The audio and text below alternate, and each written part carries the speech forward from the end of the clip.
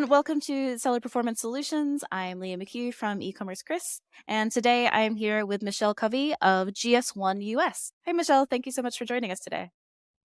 Hi, Leah. Nice to be with you again today. Yeah. So first off, let's just get started. For those who aren't familiar, what is GS1 and why is that something that Amazon should know about? Sure. So, GS1 is a global standards organization. We are best known for the UPC barcode. We do manage a lot of other global standards, but especially as it relates to Amazon, most members come to us to get their product identification to list on Amazon. Uh, and that's the main reason for Amazon sellers to engage with GS1. But we are known as a global standards organization. We manage a lot of other business standards to help businesses transact and have supply chain efficiencies through automation of barcoding and warehouse processes too. Yeah, absolutely. And yeah, so I think, for most of our listeners, maybe their first experience with you guys was for Amazon. But certainly as they start selling in other places and particularly physical retailers, they come to realize that you guys do a little bit more than just that barcode on the product. Yes, we do. We could spend a whole time talking about all that, but it's very complex. So we'll just talk to how Amazon sellers engage with GS1 pretty much around that product identifier. But we help Amazon sellers on many ways in the listing process too. So we can chat about how GS1 is here to help out. Yeah, absolutely. And so maybe we can start with what are some of the things that sellers often have issues with when they first get started with GS1 on Amazon? Well, first of all, one of the first things Amazon asks for is for sellers to identify their product. And again, that's where sellers will engage with GS1. They will come to us to get their we'll call it barcode. It's also used interchangeably with G10, the global trade item number, or UPC or EAN if you're in Europe. They're all kind of used interchangeably, but really it's that number that is associated to your product. You'll see that number also at the bottom of a barcode that gets scanned, that goes beep at the checkout stand when you're at the grocery store. But that is really why members will come to us, get their identification need, uniquely identify their products to be able to list on Amazon. And I think the importance of coming to GS1 is we do ensure that that product identifier is genuine. It is associated to the company. And Amazon claims on their seller support that they do verify those through the GS1 database. So we want to make sure that we're getting sellers started off on the right foot, coming to GS1, getting their identifiers instead of going elsewhere, because there are other places that they can get identification, but Amazon doesn't have that verification in place for other sources. They come to GS1 to verify the G10 came from GS1. Actually, one of the issues that we regularly see sellers come across is if they have a parent company and then multiple brands underneath the company, basically you need to get your UPCs whitelisted. And so they're regularly asking for either a GS1 certificate and then also the relationship between the parent company and the brand names. We're seeing that more and more, actually, Amazon requesting that documentation from GS1. Well, you bring that up that they ask it from GS1. The brand name that is associated to the company is actually managed by the brand owner. So we do provide the data that associates that item number to the company, but that brand name is actually something that the brand owner or the seller would have to provide. So there is a little misconception. We do get a lot of those calls saying that GS1 has to provide that brand name authorization Hmm. when it's really on the brands. And it is a misconception a lot of times because our members will come to us and ask to change their company name to their brand Yeah, because they want that right. brand name in the database. And I always give the example, Coca-Cola would never change their company name to Sprite. Sprite's Right. brand in their portfolio, but they would never change their company name to Sprite. So we don't have our members do the same. What the seller would have to do is actually provide that proof to Amazon that they are the rightful owner of that brand or they are a legitimate authorized seller of that brand, whether they Hmm. show a picture of the brand on their product or a website. There's a couple of different things that Amazon might ask for in order to prove that brand name association to the company. Yeah, well, ideally, you can use your trademark registration because ideally the trademark is owned by the company that also owns the UPCs. So we usually find Yep. that a combination of the Yep. GS1 certificate showing that their company owns UPCs and then the trademark registration, assuming it's under the same company name. Hopefully, it's under the same company name. That tends to be the most sure bet way of getting those approved. And then once it's approved, they can list their branded products.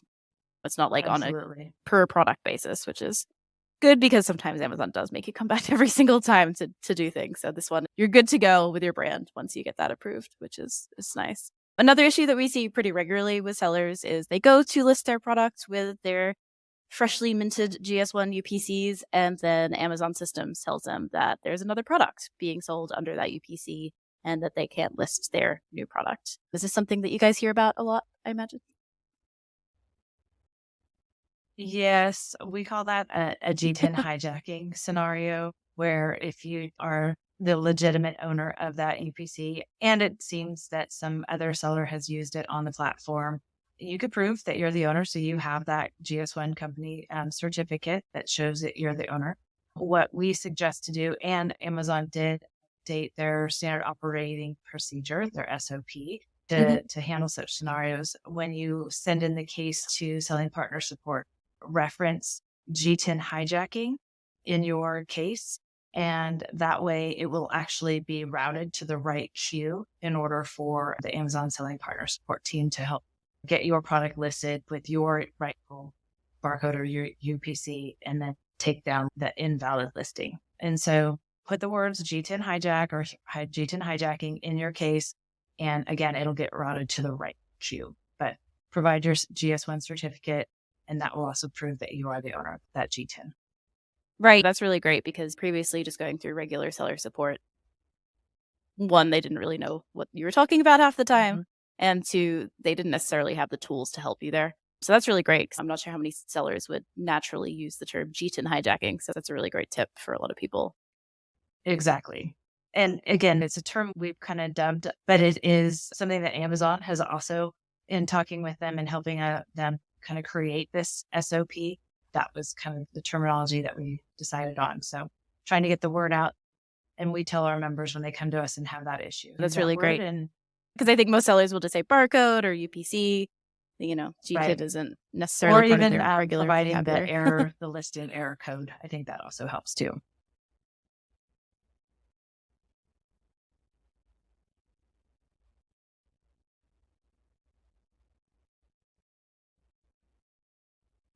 So another way that we've also been seeing the GS1 certificate come in handy for sellers is abuse on the marketplace is pretty rife. And so often if your listing is hijacked, you can use, you can use product images to show that it's your product as well.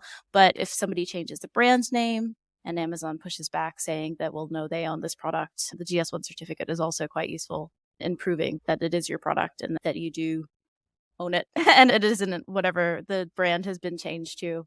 But we also are seeing more and more sellers looking at that data of their competitors and using it to help identify review hijacking and reporting that sort of abuse, because you often see products lists that are associated with multiple UPCs in Amazon's backend, often completely unrelated to completely different companies that have then been either merged or put together as ace and variation families with everything out of stock.